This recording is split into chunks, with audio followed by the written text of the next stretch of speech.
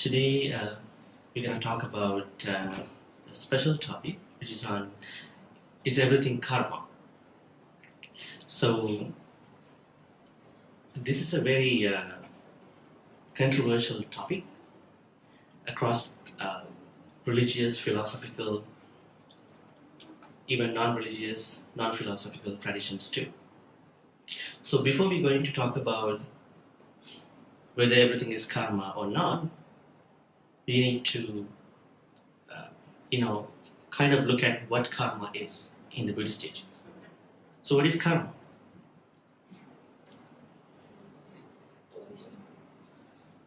Intentional actions, thoughts, and words. But somebody may argue that actions and words come from the intentional thoughts, right? But basically speaking, it is intentional when there is an intentional action, word, and a thought, and that is considered as karma in the Buddhist teachings. So that there is a higher chance for many people to misuse this concept, because somebody may run over someone by a vehicle, and then when he was questioned by the law enforcement or something like that, that person may say that I was distracted, I was not intentional. So that means there is a sort of like this free pass thinking. So because karma is intentional in the teachings, there is a higher chance for many to misuse this concept. It is basically conscience of beings. So what is karma in the Buddhist teachings actually? Where do we find karma in the broader context? In order to find that place of karma, we need to take a look of some of the sutras. In one sutra, Buddha talks about karma with other contemporary, beliefs. So he was talking about three basic beliefs at that time. The first one called Issara Nimmana Hetuvada. Now, this belief is actually existing even now. That means there is someone almighty who takes care of our own karmas, and he is the one who supervises and then commands our life. So that is called Issara Nimmana Hetuvada. And then there was another belief that was there at that time, that was called, even it is existing now, Pubbekata Hetuvada. Fatalism. Fatalism means that every circumstances that we are going through in our life are direct consequences of the previous karma. Maybe in this life, maybe in the past lives. That's called Pubbekata Hetuvada, which many Buddhists also mistakenly believe this. And there was another belief that Buddha was talking about. It's called Ahetu Appacchevada. Ahetu Appacchevada means everything happens as a random thing. Yeah, ad hocly and as a random thing. Right? So Buddha says, he denies all these three beliefs. So if I am to, tell you the three beliefs that Buddha denied, Issara Nimmana Hetuvada, where Buddha describes that people had a belief that there is an almighty God, superior God, someone like that, who supervises and controls and commands future, past, present of anybody in the world, in the universe. And then this thing called Pubbekata Hetuvada, that means every experience pain, suffering, joy, or whatever happiness. They are all direct results of consequences of the past karmas. There's no connection to this life karma. And then Buddha denied that too. And the last belief that Buddha was telling the people was ahetu apacheva. Everything happens as an ad hoc, random thing. And then he presented his understanding. And he said, karma is not a linear thing. It's not a set linear teaching,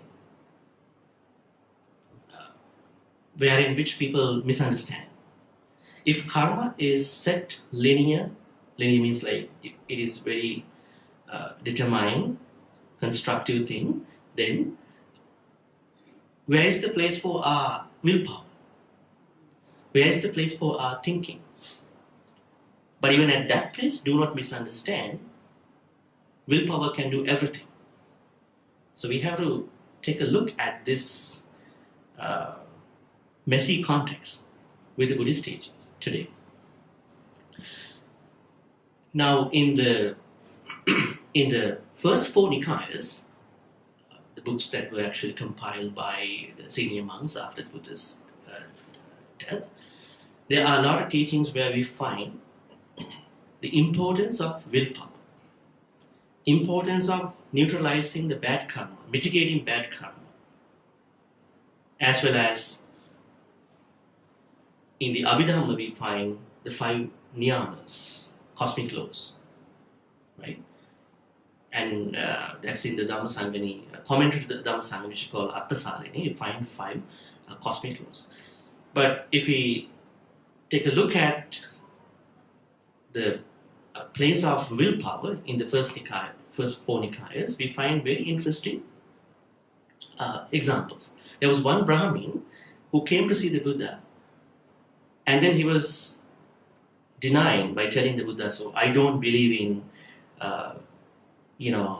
thinking,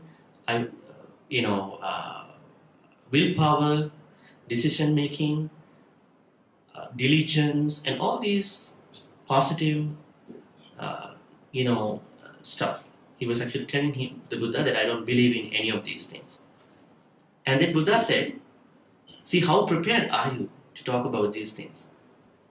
So you were preparing so much before you coming home to discuss these things with me, at least to deny these things in the first place, right? So if there is no willpower, then how come you were prepared to talk about these things with me, right? If you can decide, if you can plan something ahead, that means there is a willpower. But the problem is whether we know the place of willpower and how it plays in the mainstream understanding. That's the problem. So there are such examples in the first 4 Nikayas whereby Buddha talked about the significance of the willpower. Now when we go to Attasalini, which is the commentary to Dhammasangani Abhidhamma book, we find 5 cosmic laws. They are cosmic, universal. I think you may know these 5. Utuniyama, Bijaniyama, Dhammaniyama, Kambaniyama, Chittaniyama. Right? So they are the 5 niyamas. I think those of you who might have not exposed to these 5 may have a hard time in understanding what I said in Pali. So I'm going to explain to you what they are. So this teaching says every circumstance happens as a result of one of these, or 2 of these, 3 of these, 4 of these, maybe 5 of these. So you can't single out. This experience which I've been going through is a direct thing from one niyam. So what is utuniyam? It's the law regarding the non-living matters. What are the non-living matters that we can see in the world? Disasters. I think these days there is a tsunami happening in Indonesia. A lot of people dying, right? Sometimes even there is warning, but there are some situations where they can get informed by the authorities, right? So anyway, natural disasters, so volcanic eruptions, flooding,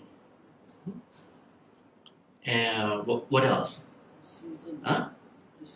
Seasonal changes, right? So winter, spring, summer, autumn, which you call fall. Everything is falling. Even we are falling in the autumn. We're catching, cold, fever, right? Anyway, so these changes. So are those changes or disasters having any connection to karma? I think people are making them karma. See, 100 people died from tsunami. They were really unlucky people. Like some may come up with an argument like that, right? But Buddha says in the teachings that non-living matters are non-living matters. They have nothing to do with karma. So that context is very special. So all the seasonal changes, including natural disasters, and they all are representing one law in the world or in the universe. What about the evolution of the world, right? And dissolution of the world, right? Universe. And those big changes in the universe, they all pertain to non-living matter. So they have nothing to do with karma. Okay? So do not interpret them as being karma. But the thing is, as I told you, there could be a mix-up. The first one, non-living matters, and maybe the karma. Right? There could be a mix-up. But there may not be a mix-up too at certain points. So anyway, Utuniyama means non-living matter, law of non-living matters. Second, Utu Bija Niyama. So Bija means living matters. What are they? Even the genetics. Now the science is actually arguing about the genetics. Genetics. Whatever the things that are going with genetics. What about things happening with the germination process in a tree? Sprouts, flowers, right? Whatever the things happening with the process of a plant, they all pertain to Bijaniya, right? Which you call law on living matters. That's why Buddha said to the monks, do not cut the trees, right? But the trees of defilements, vanang chindata marukkan, vanang chindata,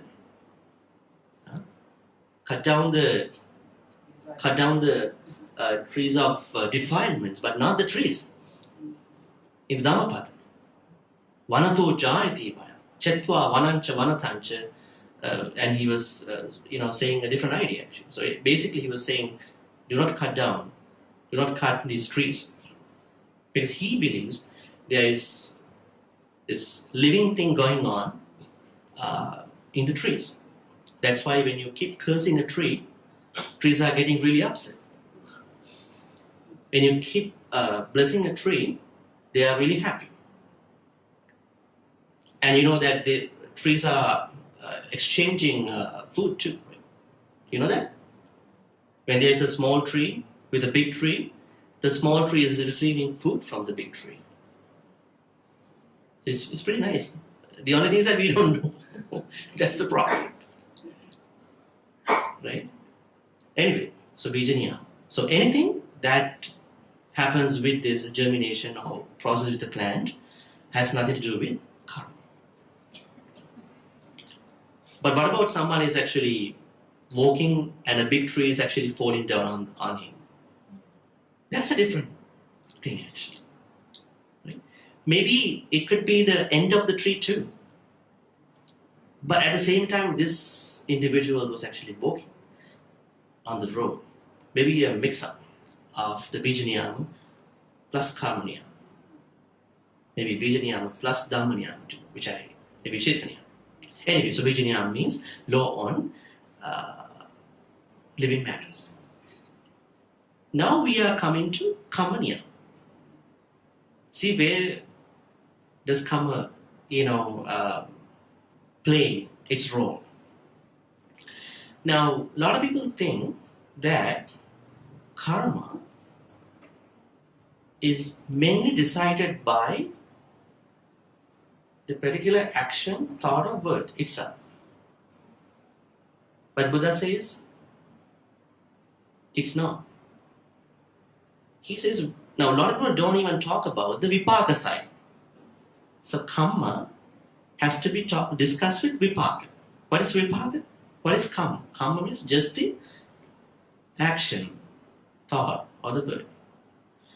Vipaka is the effect or the result. That's the most important thing that we should talk about. Right? So when an action or a word or a thought getting processed into a result or an effect, it has to go through with the maturation actually. When it is going through the maturation, there are a lot of things happening. So the first thing is the person who commits the bad action or the good action. Let's say there are three individuals, X, Y, Z. X, Y, Z, they are doing the same action. But do you think they get the same results? No. So then individuality affects in the first place. But the same action, same word, maybe same thought. Number two, circumstances wherein which those individuals are executing that particular action. Right? So these circumstances are really different from one person to the other person. Right? So X might do that action, word, thought in a different situation. Maybe the bad mood, right? People are getting moody these days at different times. I'm not in a mood, don't talk about this. I can't eat properly. But somebody else might do the same action, word, thought at the same time with a different good mood, positive mood. Now see, there's a good chance of having a different result. Right? So, as I told you, actions, thoughts, words themselves do not create the last final result. So they have to go through with the individuality and then the circumstances wherein which those individuals are executing that particular action. Right? Now it's pretty same, like, let's say a teacher is going to give an essay to students. I'm guessing kind of a topic. A disruptive student should be taught together, agree or disagree. So maybe 10, 20 students, they are writing an essay and they all done. They're going to hand in them over to this teacher. Teacher carefully, meticulously, checking all the answers. And then she's actually arriving at a conclusion that all are getting 80 or 90 marks. But when you specifically looking into the context, the flow of the factors, the brainstorming part, these essays are really different. But they all have addressed a common subject so that they are getting the same equal mark. Right? So this is something which is really same to that vipaka thing. But in the vipaka thing, vipaka result could be different. But in this case, everyone is getting the same mark.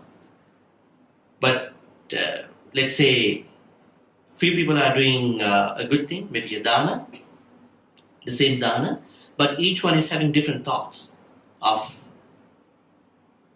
future expectations. May I be born in a heaven?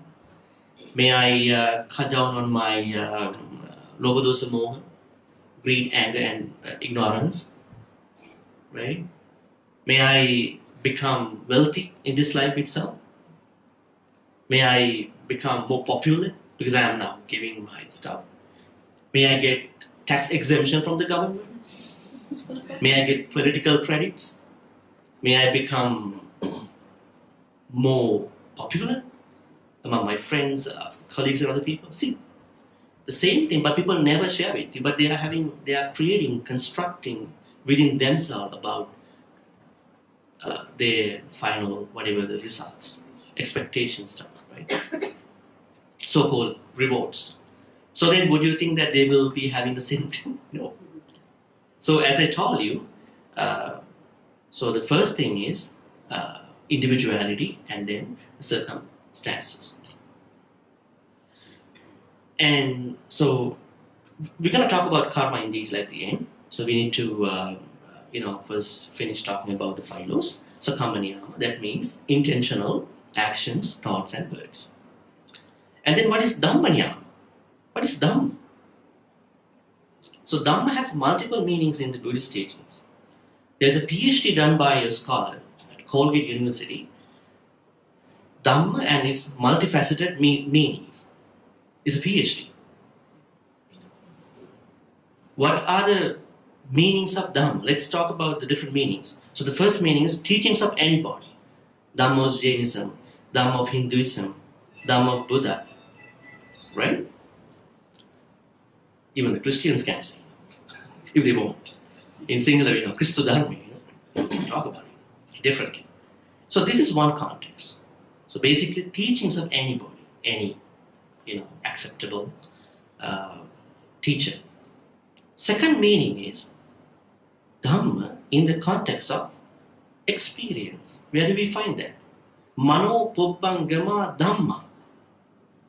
What is Dhamma in that context? Experiences. All the experiences are made of mind. So how do you explain experiences in that context?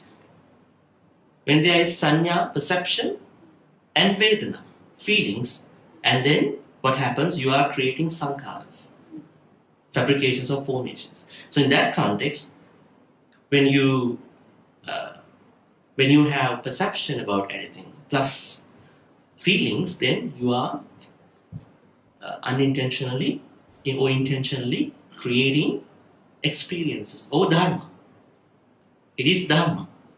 So someone can say my dharma, not like substitute actually dharma for experience in English. My dhammas are different. That is my experiences. It could be hands-on experiences, right? And you are really conscious of what you are doing. That is one other context. Another context is true nature of anything. So what's the Dhamma of this mic? The real nature of the mic. So this is an amalgamation of the elements. It's solidity, and if it is melted, you get to see that there is fluid. And if you can observe this in a few hours, if I keep talking until 12 a.m., you get to see that it's getting heated, and then there is motion. How is my speech getting encoded, decoded into speakers? I don't know where they are, right? So they are the main 4 elements in the Buddhist teachings, right? And Buddha also adding another 2 elements, Akasa Dhatu and Vijnana Dhatu, in a sutra called Dhatu Vibhanga Sutta in Majjhima Nikaya. Anyway, so those are the 4 elements. So Patavi, Apo, Tejo, Vayu, right? So every sankhara has 4 elements. What is a sankhara? Sankhara also has multiple meanings, right? Now Buddha says before he passed away, Vaya Dhamma Sankhara Appamadena Sampade. All the sankharas are subject to change. So then please, hurry up. There's no time. Think that this is, keep today is your last day, right? Do you think like that? No. That's way too far, right? We think so. Anyway, sankhara means anything that is made out of something else. So are we sankharas? Yes. So I am a sankhara because I am made out of my parents. Is this a sankhara? Yes. It's made out of whatever the elements. They all are sankharas. What is asankhara? Something that is not made out of anything. That is nibbana. Make sense? Okay. So now when we talk about Dhamma, what Dhamma means is that the true nature of anything. So the true nature of anything means there are a few concepts. The main concept that Buddha talks about with Dhamma is anatta concept. That's the main concept in the Buddhist teaching. What is anatta? Before the Buddha, there was this concept called atta concept, right? There's an eternal, everlasting soul that keeps going from one life to the other life. Right? So what is anatta? Huh? Is it in Mandarin? Non-self. Non-self. Oh, I'm sorry. I didn't hear that. Sorry. Okay, non-self. Oh, not self too, right? Okay. Now the problem is, how do we understand this with the conventional self? We have a self, right? Do we have a self? Conventionally. Yeah, conventionally we have a self, because if you don't think you are a self, you will not brush your teeth. You will not take care of you. You will not take care of your family. Because you are there. But you know that this is just convention. But in the real sense, you know, this is not a self. We can say, I mean myself. Right? Ahankara, mamankara. Right? So this is the true nature of anything in our life, in the universe. Right? So when someone is going to die, it could be from utuniyama, non-living matters. It could be from bijaniyama, because trees have to die. We have to die one day, as a process from evolution, and it could be from karma, and it is also because it's the true nature of the life. Right? It's not a very almighty stuff, right? It's the true nature of our life. We were born, and we get to live. We get to get sick. We get to get grow positively and negatively. I don't say positively, and then we get to die one day. So that is Dhamma niyama. So true nature of anything. And the last niyama is called law on chitta, law on mind and related areas. So now in Buddhism, mind, thought, and consciousness, and these are three areas. Don't get confused with these three. Now in the Abhidhamma, we know they talk about chitta in different ways, and mano in a different context, and vijnana, which is called consciousness, in different ways. If you go to Dhammapada, Buddha talks about mind to be chitta. But in English, there's an issue. What's the issue in English? They talk about one mind. In Buddhism, there are many minds. It's not actually, grammatically friendly, because there couldn't be many minds unless you talk about many people, minds of many people. So anyway, so chitta is the Pali word that Buddha uses to talk about thought. Mind is a this life thing. In the mind, we see that thoughts arise, right? And Abhidhammikas, they talk about something else called Chaitasika, mental factors. They say thoughts and the mental factors arise together, exist together, perish together, take the same object. That's an Abhidhammic explanation. Abhidhammikas are the senior Theravada monks who produce Abhidhamma when they saw the Mahayanic explanations go really hardcore. They had to conform. See, there are some issues in the four Nikayas, so we had to, sort of like compete in a way, and they were able to make that happen. I'm not saying that they are not true. They are okay. They are good. They are friendly with the Nikayas, but they were compilations from the senior monks at a later. Anyway, so mind is a this life thing. We have mano because we have senses. As I told yesterday, piece of eyes, piece of ears, nose, tongue, body, mind. There's mind. So this life thing. So mind and chitta. Buddha uses the word called chitta. What about vijnana?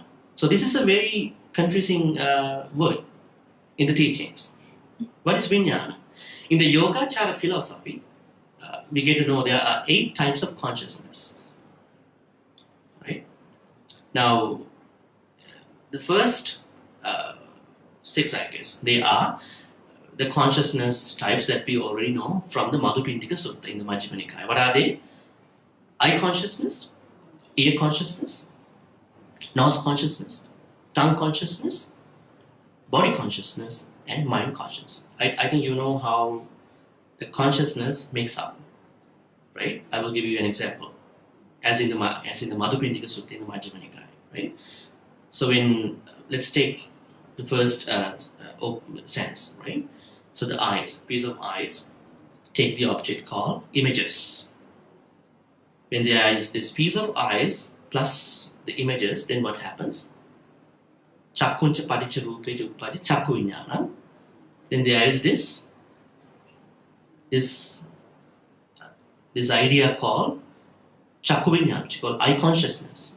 So every time when the sense and its objects getting amalgamated, the immediate thing that happens is there is a consciousness arising. Right? So those 6 type of consciousness are the first 6 consciousness that the Yogacara, one of the Buddhist recension schools talk about. Because I was using Yogacara because we don't get to see a lot of consciousness types in the Nikayas. So there is no issue, there is no split actually. So the 7th consciousness that they talk about is Anumiti Vijnana. Anumiti Vijnana means consciousness whereby you guess things. Do we guess things in our life? Do we guess on people? Do we guess on situations? Oh, I know that guy today. There's gonna be a blast. Not the blast, explosion, right? Singer. I know. I know that actress. I know that whoever that, famous person. Maybe skilled person. Maybe a bad person. I know that bad person. On that day, he made a big issue at that time, right? So you are guessing on situations, things, people, based on your past experiences with those people at that time. So Yogacara Buddhist school, they take it as a consciousness. Now the most important consciousness is the last consciousness, 8th one. What is that? Alaya Vijnana. What is Alaya? Place. Alaya means place in Sanskrit. We call Vidyalaya the place of learning. Alaya. So store consciousness, which we call base consciousness, in which all the other consciousness types arise, exist, and perish away. That's very interesting. So now this is what traverses when you die into the next life. They call it Alaya Vijnana. In the Theravada teachings we consider it as Bhavanga Vijnana. When you die, what happens? Your Bhavanga Vijnana or stock consciousness or Alaya Vijnana that traverses from this body into another Nama Rupa. So anyway, the point here is to talk about Chitta Niyama. So now you get to know mind, which is called Mano, Chitta, which means thought, and Vijnana, which means consciousness. They all are considered as whatever the changes, situations happen with all these 3 are taken as the Chitta Niyama. Now, the point that we were talking is that karma plays 1/5 of this whole circumstances. Does it make sense to all of you? Okay. Now we're going to talk about some of the teachings whereby Buddha talked about karma. Let's take one very famous sutra, Chuna Karma Vibhanga Sutra. I think you all may have read about this sutra. What does it say? He was talking to a man called Subal, and then saying, okay, he was asking why, okay, he had some questions. He had, I guess, 7 questions about differences about people, individuals, beings in the world. Why there are individuals, beings who are living longer, and why some beings are not able to live longer. Which you call Digayuka, Appayuka. Why there are beings who are sick all the time. They have a lot of complaints. I have this thing, that thing. I want to see the doctor. It's okay, right? But that's their true nature. Why there are some individuals who complain less, who are getting sick lesser than the other people? Why there are individuals who are very beautiful? Why some are not? Why some are well accepted, recognized everywhere where they go? Why some are not? Why some individuals are, now he was talking with the contemporary Indian context, like with the caste system in India, it is still regarded as a big thing in their life. Why some beings are born into high caste? Why some beings are born into low caste? Why some beings are wise? Why some beings are very stupid, dull? And Buddha said, karma. Now the problem that the scholars and non-scholars made was they forgot one word in this explanation. I'm going to tell you what was that. Buddha was using ekacho ittiva purusu. And they forget about it. They translated that is making everybody generic to this explanation. So everybody who is having a longer life, they have done the same thing. Everybody who has a shorter life, they haven't done the bad things. That's pretty wrong. Buddha used the word called ekacho, some males and some females who are living longer because of this. Some males and some women who are living shorter because of this. Why I am bringing up this at this point is, now there is a big conversation going on about karmic violence. What is karmic violence? Look at the people who are handicapped, who are having some issues, who are dying sooner than us, who don't seem beautiful in the traditional explanations, who are not that accepted, popular, who are not wise or dull, right? So then what happens with many people is that if they wrongly take this explanation, they're going to judge each circumstance from that analysis. Okay, he died from an accident because he had killed a lot of beings in the past lives. This is the issue. You are handicapped because in the previous lives, you cut someone's limbs off. So where is that peaceful society that can exist? Because we are living in this life with a society. So if you're going to interpret all these situations with that kind of an explanation, you are making big violence actually. Not everybody is beautiful. Not everybody is ugly. That's why they say it is the behold, right? Not that there is a traditional way of looking at people. Everybody is beautiful. But it is from the angle from the behold, right? Sometimes some silly people live longer. Good people die faster. Who talks about it? Right? Good people who are really wise, they are dying sooner. So a dull, stupid person can interpret, hey, I'm living longer than that guy, see? This is the problem. So there is this karmic violence thinking. That's one area. The other area is that we need to talk about karma should not be misused. It's not a free pass to kill someone. It's not a free pass to, bully someone, torture someone. For example, as I said to you, because it's an intentional thing, nobody knows. You only know what you did. So you have to be very true to yourself and very honest to yourself. So those are two, good discussions nowadays about karma. So main point in today's discussion was karma is not everything. Now I'm going to scare you a little bit with one other sutra, Maha Kamma Vibhanga Sutra. Now they say the short explanation of the karma is given in the Chula Kamma Vibhanga Sutra, and the longer analysis of karma was given from the Maha Kamma Vibhanga Sutra. In the Maha Kamma Vibhanga Sutra, the Buddha talks about 4 kinds of people.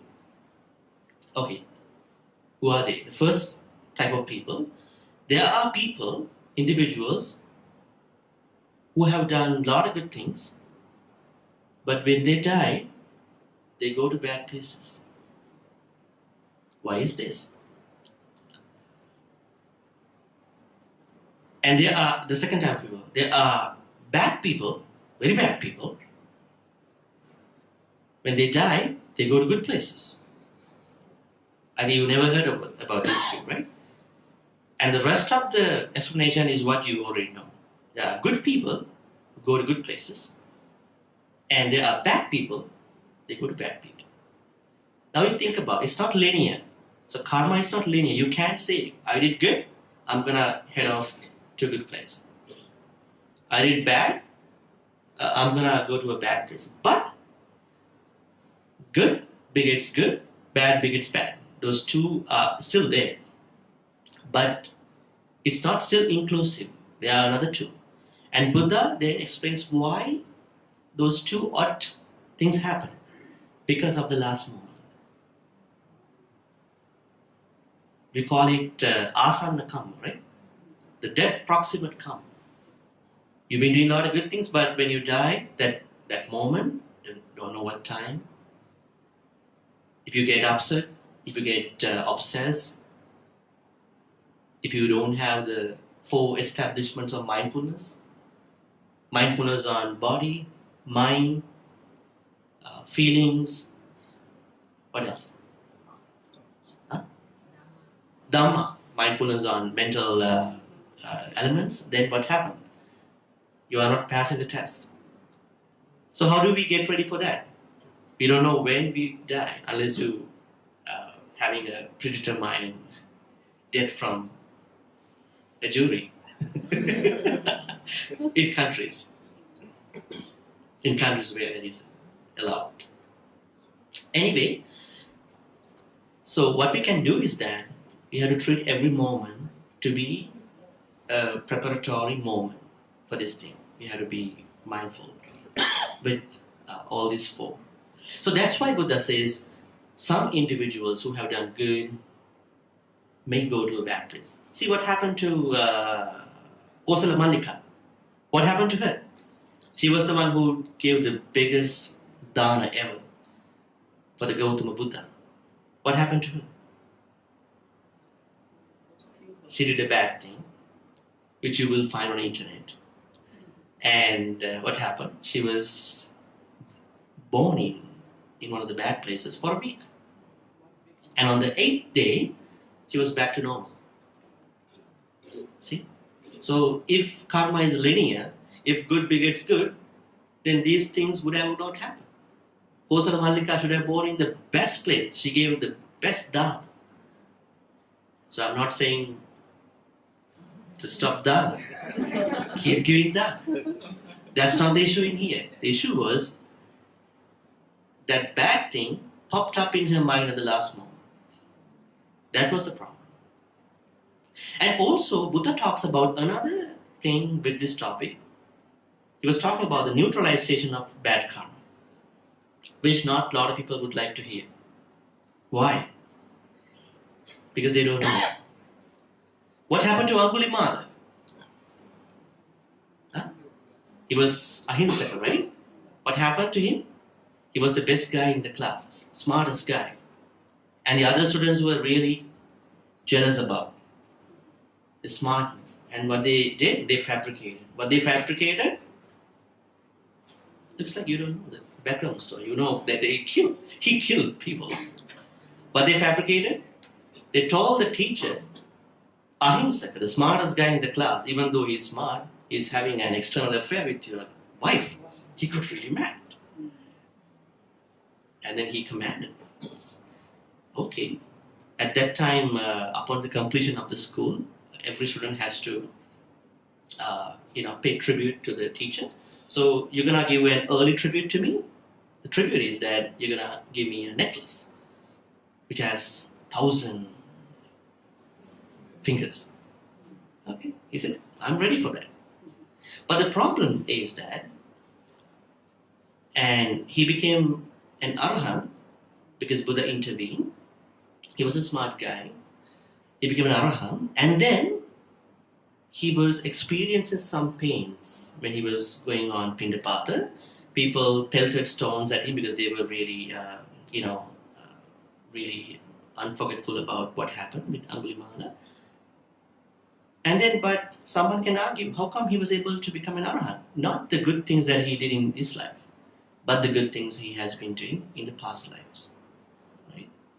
As we talked paramita yesterday, someone can think, okay, I'm going to be an arahant this life. It's good, but if you take a look at the, context of paramitas, we may need to do each paramita in many, many lives. Right?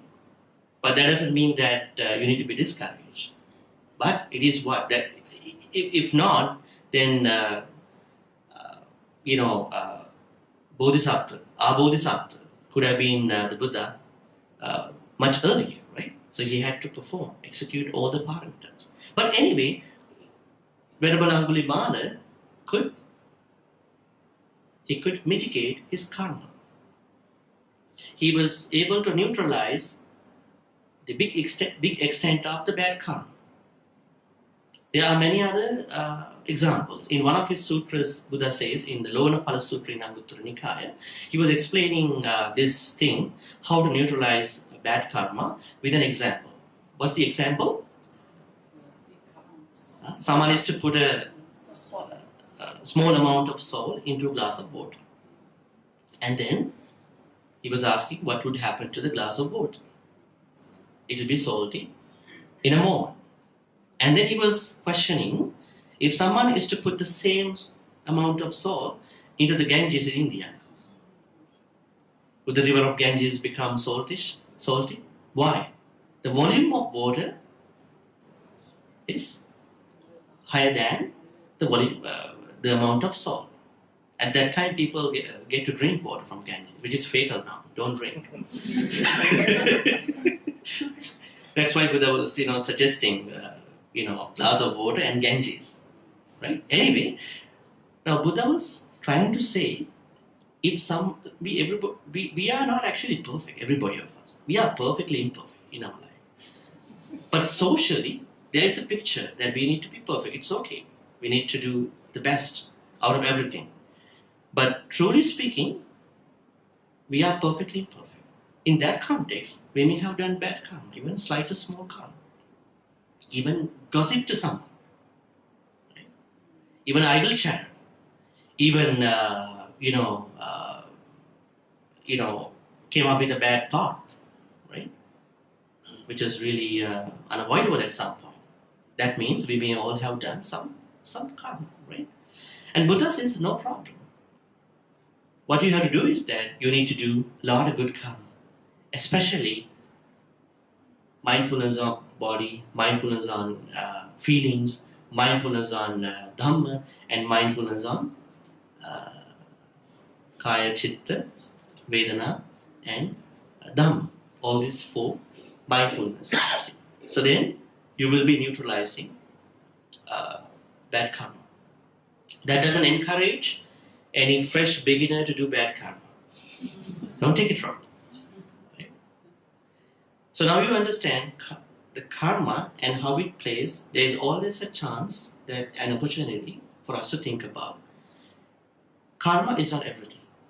Karma is one thing, but since we are not really into the level where an arahant or the Buddha can see what's really going on, we never know how the specific action result makes up. Now, if someone asks, okay, there is a successful person, how he made up that success? We might say, okay, in the previous life, we may have different arguments, but only the Buddha or an arahant can see what really went on. What really went on for that person to be successful. Because the maturity is very confusing. It's not up for a normal individual like us. So that's why don't try to come up to sudden decisions to define, interpret someone else or your circumstances, because they are really different. They are only up to that kind of a person.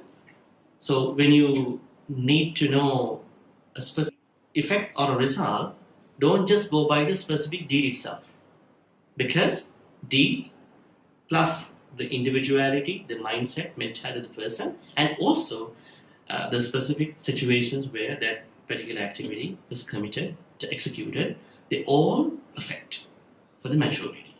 So then you can say everything happens or has been happening, will be happening as a consequence of karma. I think that makes this topic. Now I think we would go for a Q&A session. So if you have any questions, you can ask the questions. A long life is a positive, and a short life is not.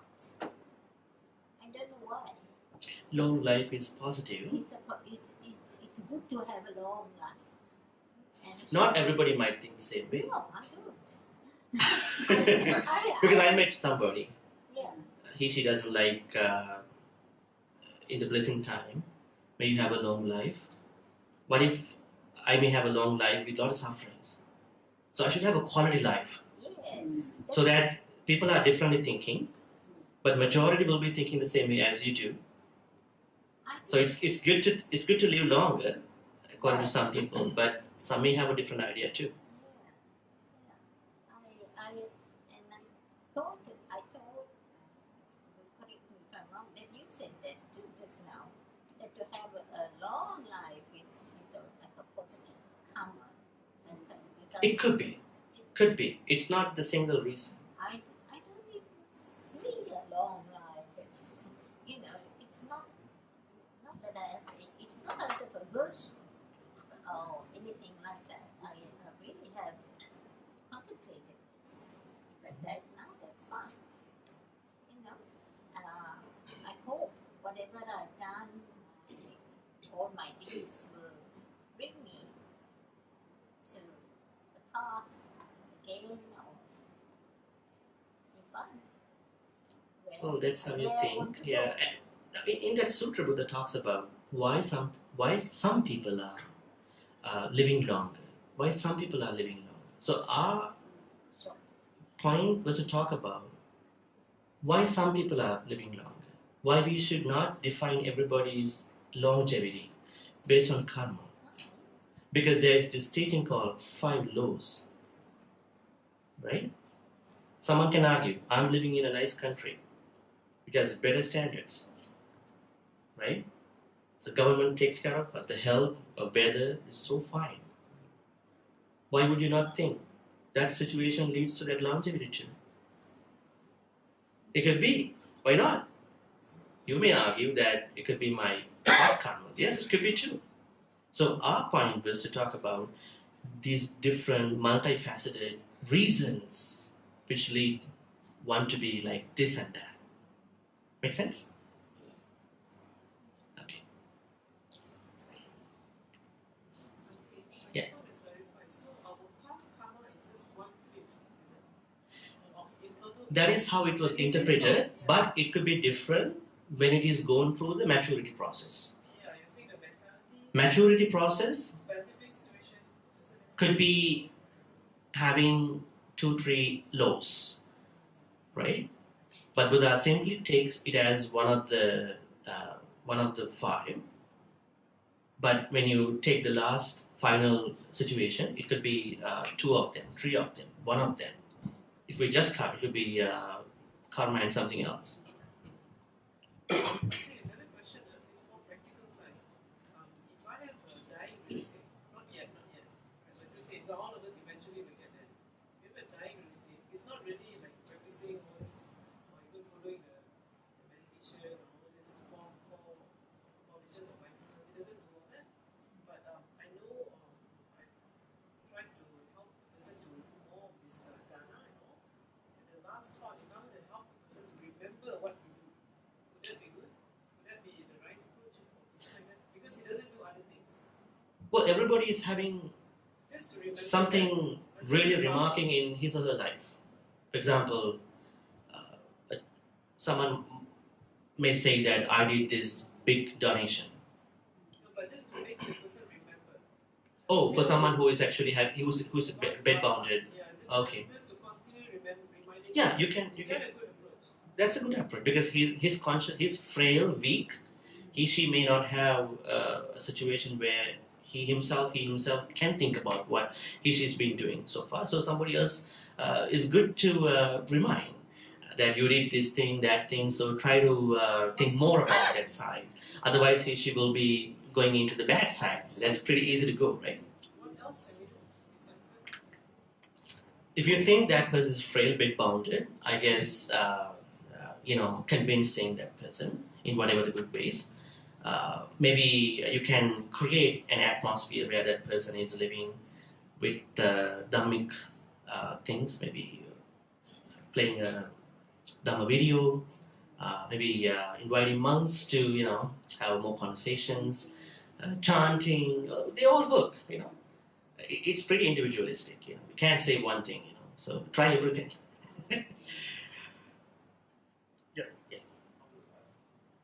Dana, like giving to a monk and giving to a homeless person, giving to an animal. It's like percentage. You give it to a monk, it's better than a homeless person and the animal. Okay. Well, I would like to specifically address that question in the common sense and in the textual base ideas actually. In the Velama Sutta of Anguttara Nikaya, Buddha talks about how the vipakas getting maturated from giving to different individuals. If you give food to an animal, the vipakas are coming for 100,000 years in your sansaric life. 100,000 years. That's pretty long. Animal doesn't know even, but it's coming on the way. And then non-virtuous person, a virtuous person, a sotapanna person, someone who is going on the sotapanna stream in a path, someone who's already sotapanna, or a stream, someone who is going, now I'm talking about the gradual process, okay? And then at certain point Buddha talks about offering dana to the Buddha, and then offering dana to the venerable monks, much higher than offering to the Buddha. And then practicing loving kindness for a split second takes over everything. Now, Buddha was telling this to a Brahmin. Not to tell the Brahmin, you only should practice loving kindness. Don't give money, don't give food to anybody. Right? Because we don't look for better rewards when we are giving dana, right? What we do is that, okay, there is an opportunity for me to offer dana. Yes, I should do that. Not that I'm getting this and that. But Buddha was explaining to that Brahmin, this is how it may work, but do not just look at the results of dana when you are giving that. You find each opportunity to be generous. After telling all these examples, Buddha said, make all the opportunity to be a generous person. That's how we should cultivate generosity. It could be a monk, it could be a homeless person, right? Because you may perhaps, at that time, people were not preparatory. At this time, right, people can say, okay, I'm going to this temple, offering dana to 10 monks. At that time, they were on the way. They saw a homeless person. Okay, I'm gonna give whatever I have, and they get to see a mendicant monk with a bowl, alms bowl. Okay, I'm gonna give food to that monk. Right now, when you have so many opportunities, try to execute your generosity with all the opportunities as much as you can. But don't get lost with your money too. Because there's a huge controversy with the Vesantara story, There was a book written by a scholar, The Perfect Generosity of Prince Vesantara. Someone was arguing, how come the king was to give the royal elephant to the people? It was a royal elephant. It was the government symbol of the people, right? So always you're gonna try to find your financial stability. At the same time, trying to execute your generosity in a smarter, better way, right? So it's like, don't be too generous or less generous, and find that balance to balance out your generosity. But I don't mind if you want it to be too generous. Give out all the money. You're getting tax exempted receipts. Yeah.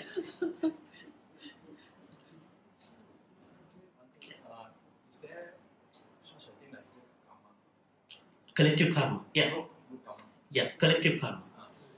Someone may argue that when there's a plane crash happened, everybody who died from plane crash may have done a collective karma. Maybe. But some may argue, yes, it could be a weather problem too, right? I remember when that flight from Argentina that was heading to Paris, there was this mental issue that had with the pilot. He went to the washroom and then asking one of the crews to take care of the co-pilot seat, and then this crew member pushed something, and then what happened? The flight dropped to the Atlantic Sea. They even couldn't locate the flight even today. So you can say the collective karmas are always happen that way. It could be a collective karma. It could be a silly decision of somebody, which happens from Chaitanya. Or it could be a weather problem. When they are, taking off with a bad weather, it could happen too. But there is this concept called collective or group karma. I would tell you a nice example, and then we can finalize the talk. There was an accident happened in a city where I stayed to a Sri Lankan person, family, and that person was actually met with a huge accident. She was stopping at a traffic light, and what happened? She was saying this thing. Suddenly, accelerator was pushed down, and then it smashed into a bus hole, and she was very she was having a really hard time. And one of the family members of that family was actually sharing this story with me, and I also went to see this person, and he was telling me, Hamdurgo, Bhante, we think that we may have done a very bad karma in a previous life. The nature of that bad karma was like, we think we may have run a cattle or a farm where we tortured, assaulted animals for business. That's what happening to all of us, because each of the members of that family having car accidents. And then I was questioning back with him, okay, now this family member met with an accident after 20 years. So how do you explain the time, this 20 years of time, that this person did not have an accident? She had good driving record. How do you explain that? That's why I'm saying, don't put everything to karma. Maybe this might have been a bad decision that she made. Maybe she may have did something. Maybe she may have been distracted, right? So do not paint everything with the same brush. There may be different reasons, right? So the immediate thing that everybody thinks when something bad happens, it is karma. This is really bad. That's why we have to think about, are there any mistakes I or we be making?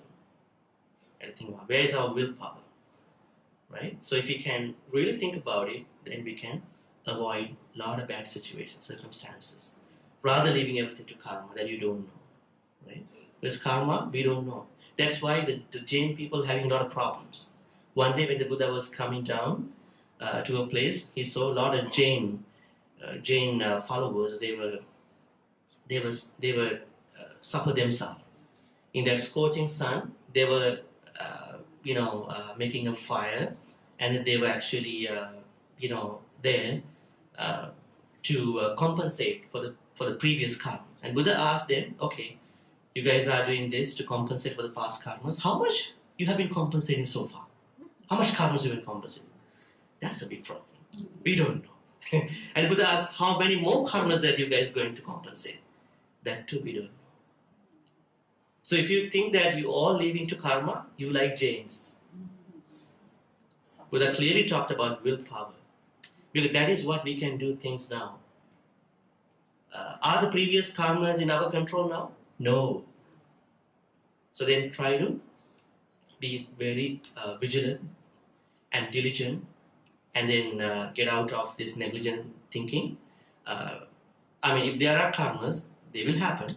But if we can, take care of our mindfulness, and then we can take care of a lot of other bad karmas that would come to us. Okay, thank you. Oh, there's one question.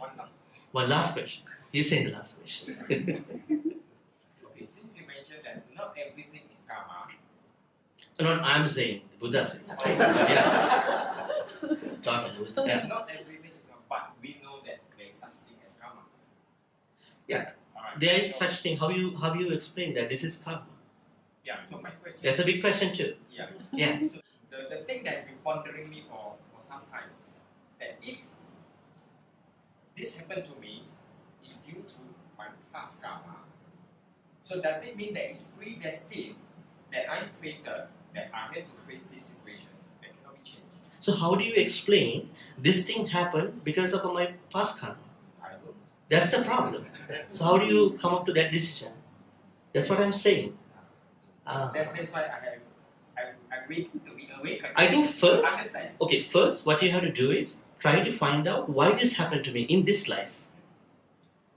Whether there was a poor decision I made, whether I went to a wrong place, whether I'm with the bad people, right? When you don't see that there is a tangible situation that you can think, okay, this happened. I don't see any mistake, anything from my side. Then that undefined area could be karma, but still you can put them into karma, unless there is this Arahant, Buddha, and person like that can say by looking your back, which you call Pubbe Nivasanusatinyana. They can only say, but you can say. So try to work on your willpower and your life so that you will overcome a lot of things. Okay. Yeah. So my question is, let's say if it is really karma that is causing me to face this challenge or to get this problem. So my question, does it mean that it is predestined, fated, and can it be changed? It can be changed. That's why I was talking about neutralization of karma. If you do more good things, you have a greater chance of mitigating, neutralizing your karma. But Lighten the karma. yeah, you can actually boost your karma, good karma. Never think of the bad karma you did in the past life. You never know what they are, or good karmas too. So always you try to work out your good karmas, improve every day. Let's say you giving dana to 2 months, you're gonna improve that to 4 months, 6, 7, 8 months. You've been giving $1,000, you're gonna give $3,000. And you've been volunteering 3 hours, you're gonna actually improve it to 8, 9 hours. If you can. See? There are a lot of other ways to improve. Welcome. Okay. 9:30, so I think we've come to the end of this evening's Dhamma sharing. It's our bad karma.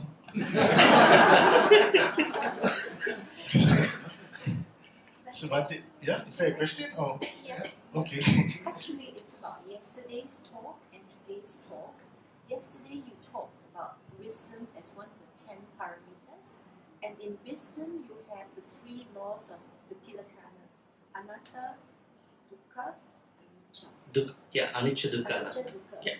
So the 3 today. But here today, and is that really wisdom, or are they the laws of nature which allows you to develop wisdom? That's question number 1.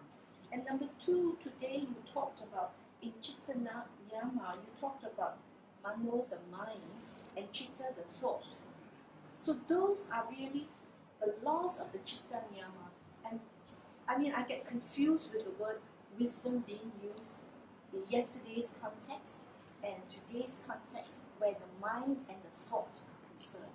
Did we talk about wisdom today? No, but you Yeah. talked about the mind and the thought. Yeah. And anatta. So anatta is one of those things that we Yes. talked about yesterday. Yes. So is that wisdom that you are talking about here? Well, we were talking about paramitas yesterday. Paramitas are cultivations.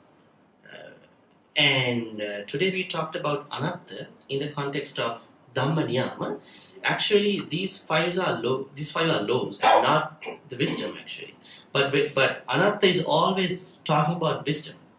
It's always wisdom. That's a different section of Buddhism. But in this context, Dhamma niyama means understanding the true nature of everything. That is anatta itself. Right? But we were talking wisdom separately yesterday. So it can be a wisdom factor, it can be It is wisdom. Right? So when you are into true nature of anything, then you are developing wisdom. Most people have taught us, what we have learned is that if you understand these 3 important laws, then you can develop the wisdom. 3 important characteristics, not laws. Laws are these 5 Important characteristics. characteristics of They are anything. not really wisdom as such, but they are the foundation for you to develop wisdom. Just as you said, dukkha is not suffering, but it is the dissatisfaction, Yeah. which may cause the arising of suffering. Mhm. So, do I take it that is Well, that is the real consistency of anatta concept. Sabbe sankhara anicchati yada panyaya pasati. Sabbe sankhara dukkhati yada panyaya pasati. Sabbe dhamma anattati yada panyaya pasati. So that is wisdom. That means if someone can see all the sankharas from the dissatisfaction context, if someone can see all the the dissatisfaction of all the sankharas, that is dukkha. And if someone can see all the mental factors really into the real nature, that is anatta. So that is the basic Buddhist wisdom. But in today's talk, what we talked about is there is this law that is existing everywhere. True nature of anything. If you are trying to see the true nature of anything, that is anatta itself. This is a different context. Okay? So anatta is those 3 that we talked yesterday. Sorry, the wisdom is those 3 that we talked yesterday. But today's talk, when we talk about just the anatta concept. But when we talk about anatta concept, it is related to anicca and dukkha too. It's not a standalone practice. Make sense? What was the other question you asked? those were the 2. Okay, the second question? The second question was Why they are being said differently? Yeah. Because they are being said in different contexts. That's why. Yeah. Because in Buddhism, as I said to you, even the word called Dhamma is multifaceted. In the Dhammapada, Manobubbangama Dhamma, and the teaching of the Dhamma, and Dhamma in the Niyamas, laws, there are 3 different contexts. What about Sankharas? In one context, Sankhara means formations in the Namas. And in the Kusala analysis, it's going to be good karma. Right? In other contexts, it's a Mara, one of the Mara. we call Abhisankara Mara. So there are different contexts. So we have to understand different contexts and then to find out the meaning. Okay. Finally, it's final. Okay, I see that from the way the Q&A is going, Buddhist Maha is in dire need of intellectual monks. Bhante, we have to appeal to you to seriously consider 2019 to come again on a longer term. I came after 8-9 years actually. Yeah, after. Let's go back to that story because you were here, I think, in 2008, right? And I had then invited you to stay and do your masters here while staying at Buddhist Maha Vihara, but he had an better offer, and you had to leave. But all the same, after 8 to 9 years, you're still back, and I'm so glad that you took my offer and my pleading over Facebook over a few years to come here and say a few words to us, but you did it in over 2 nights, and we are so grateful for that, Bhante. And I hope, and I sincerely plead with you, please consider seriously to come on the longer term, not on the short term, at least a month and a half if you can. We shall discuss the terms, but I'm serious about it because I see the thirst for knowledge, and there's right now, ever since Bhante Punjaji has passed on, we have this little gap that needs filling, and I've tried my best in the terms of the Dhamma series to bring monks of some repute and some intellect to Buddhist Maha Vihara so that we can have this intellectual discourse and let everybody, have a wider perspective to Buddhism, not just what Bhante Punjaji was just talking about all the time. But now you get used to, at the last few weeks, I think we noticed, you get different speakers with different perspectives. And I think that's why we need this kind of intellectual discourse. And I think, Bhante, you're one of them that we should seriously consider, if you can. I'm sure they all agree. Yeah. Seriously consider if you have time. We can discuss this. And thank you, Bhante, for taking time off. I know you're busy. He's just coming from a tour of UK last few weeks ago. 30 days, actually. Yeah, last 30 days he was in England, Scotland, Ireland, Wales, France. Now he's here, and I think he's going to Sri Lanka after this, right? Yeah. Yeah. For a few Then weeks. back to Canada. Yeah. So he's on a flying visit. That's why we need 2 nights. So even though you're so busy and traveling, but please do consider Buddhist Maha Vihara as your second home. Okay. I would think about it, but I have a big, time constraint situation. We understand. But, We understand. Yeah, we'll Let's see. block up something and see how we can do this. You want to work it out? Yeah. Okay, Bhante, thank you so much. I think we're all very grateful for you to take your time off, and we are really awakened by the last 2 nights discourse. And I now like to invite. Share that. Yeah. No, I just like to invite Bhante Sri Dhamma to just hand the prayer on behalf of all the devotees. Of a small little gift. Present. Yeah. On behalf of the Buddhist community here at Buddhist Maha Vihara, Bhante.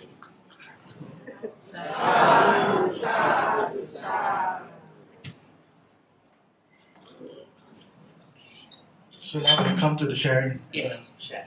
Okay, it's time to share all the good karmas we've been collecting so far. So may all the good karmas you've been collecting by participating in the Buddha Puja prior to the Dhamma talk, and then listen to Dhamma talk and engaging in the discussion of the Dhamma talk.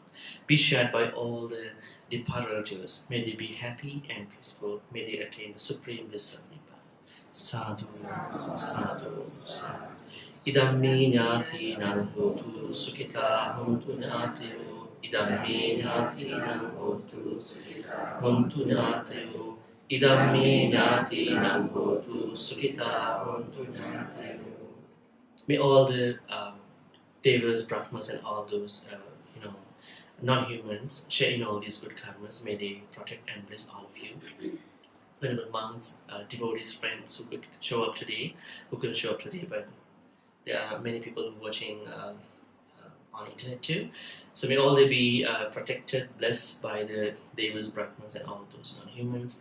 May they protect and bless for quality life, good health, education, career, and all the prosperity. May they all be happy, and at the same time, may they attain the supreme bliss of Nibbana. So give a sadhu, sadhu, sadhu, sadhu.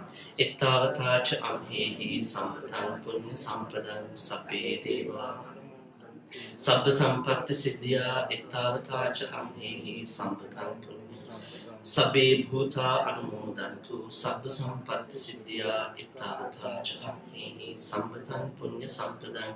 Sabbe satta anumodantu sabba sampatti siddhya. Finally, let's make a great wish. May all the good karmas we've been having so far help all of us to attain the supreme bliss of Nibbana. Sadhu, sadhu, sadhu. Abhivadana silise nichang baddha prachayino chattaru dhamma baddhanti ayuvanno sukham balang ayuvarogya sampatti sakka sampatti mevache ato nibbana sampatti iminati saminjatu. Sadhu, sadhu. Good night, everybody.